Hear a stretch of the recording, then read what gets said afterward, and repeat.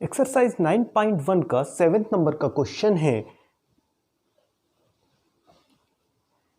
भूमि के एक बिंदु से एक 20 मीटर ऊंचे भवन के शिखर पर लगी एक संचार मीनार के तल और शिखर के उन्नयन कोण क्रमशः 45 डिग्री और 60 डिग्री के हैं। तो मीनार की ऊंचाई हमें ज्ञात करना है। क्वेश्चन नंबर 7 में हमें बोला गया है, from A point on the ground the angles of the elevation of the bottom and the top of A transmission tower fixed at the top of a 20 meter high building are 45 degree and 60 degree respectively. Find the height of the tower. Question में जो हमें बताया गया है उसमें AC जो भवन है, बिल्डिंग, उसका हाइट हमको दिया हुआ है 20 मीटर। तो हमने लिख दिया उसको, यहाँ फिगर के साथ हमने मेंशन भी किया है। Height of the building AC, ये AC हमारा हमने माना है कि ये 20 मीटर है।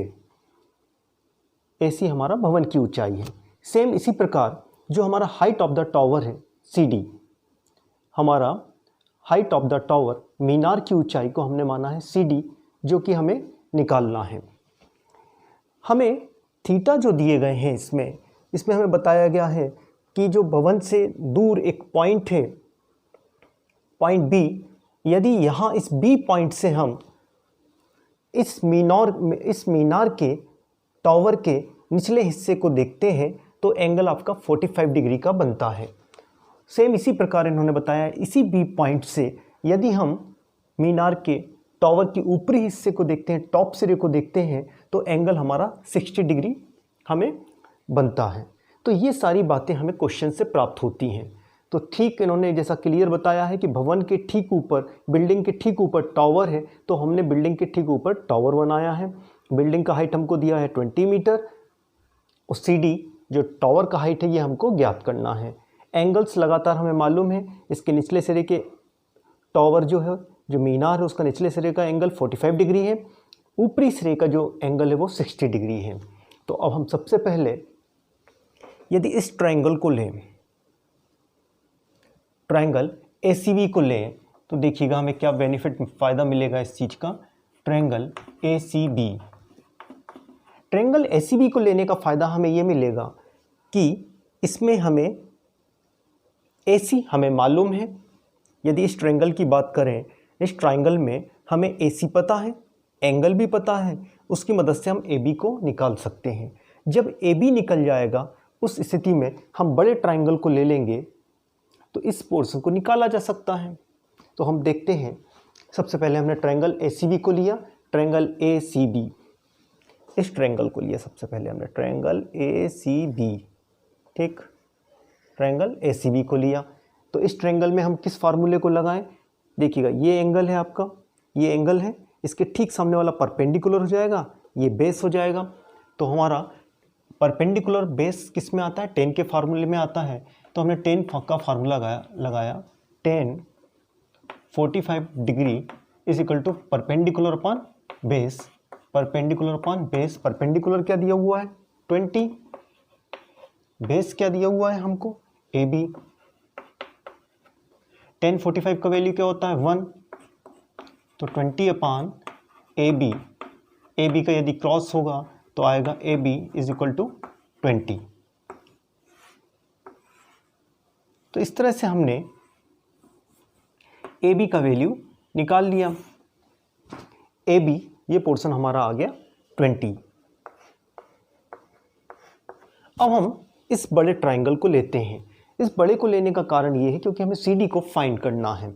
तो इस बड़े ट्रायंगल को लेंगे जिसमें हमारा ये वाला 90 डिग्री का एंगल होगा और ये ट्रायंगल है हमारा, इसमें हम ट्रिग्नोमेट्री रेशियो का फार्मूला लगा सकते हैं। तो देखेंगे, अब लेते हैं हम लोग ट्रायंगल ABD, ट्रायंगल ABD, इस बड़े ट्रायंगल को लिया तो एंगल कितना बन रहा है 60 डिग्री। तो लेते हैं हम tan, अच्छा फार्मूला कौन सा यूज़ करना पड़ेगा फिर पहले देख लेते हैं। ये एंगल है तो ये परपेंडिकुलर, ये बेस, तो फिर वही tan का ही फार्मूला हमें यूज़ करना होगा। तो tan 60 डिग्री, इस बार ये वाला पूरा एंगल लेंगे हम, इस इस पूरे एंगल के सामने परपेंडिकुलर क्या हो जाएगा, AD, परपेंडिकुलर हो गया AD, और बेस हो जाएगा हमारा AB। हम लोगों को मालूम है AB का वैल्यू हम लोगों को पता है कितना था, 20, तो इसकी जगह हम 20 लिख सकते हैं। tan 60 का वैल्यू हम लोगों को पता है √3, tan 60 का वैल्यू होता है √3 AD। AD को देखिएगा, ये AD है, इसको तोड़कर हम इस प्रकार से लिख सकते हैं क्या, AC + CD।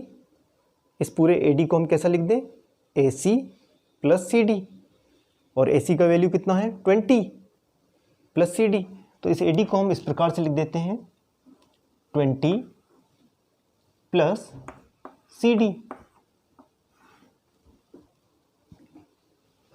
कैसा लिखा हमने इस AD को, 20 + CD। सेम इसी प्रकार जो AB है, AB का वैल्यू तो हमें मालूम है 20 है। आगे हम इस 20 को यहाँ मल्टीप्लिकेशन करते हैं तो आएगा हमारा क्या, 20 √3 20 + CD। आगे यहाँ सॉल्व करते हैं इसको हम, इस 20 को इस तरफ ले जाते हैं तो आप बचेगा कि हमारा CD इज इक्वल टू 20 को इस तरफ उठा कर लाए तो आया हमारा 20 √3 - 20 को दोनों में से तरफ से हम कॉमन ले सकते हैं तो आ सकता है 20 √3 - 1। तो CD का वैल्यू तो हम लोगों को मिल जाता है यहाँ पर। CD मतलब हाइट ऑफ द टावर, मीनार की ऊंचाई। थोड़ा सा हम चाहें तो इसको और सॉल्व करके भी लिख सकते हैं। यदि इस √3 का वैल्यू रख देते हैं तो √3 का जो वैल्यू आएगा वो होता है क्या, 1.73 - 1।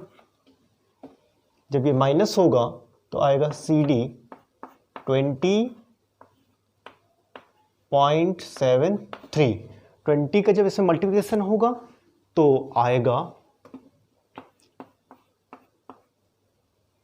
14.6।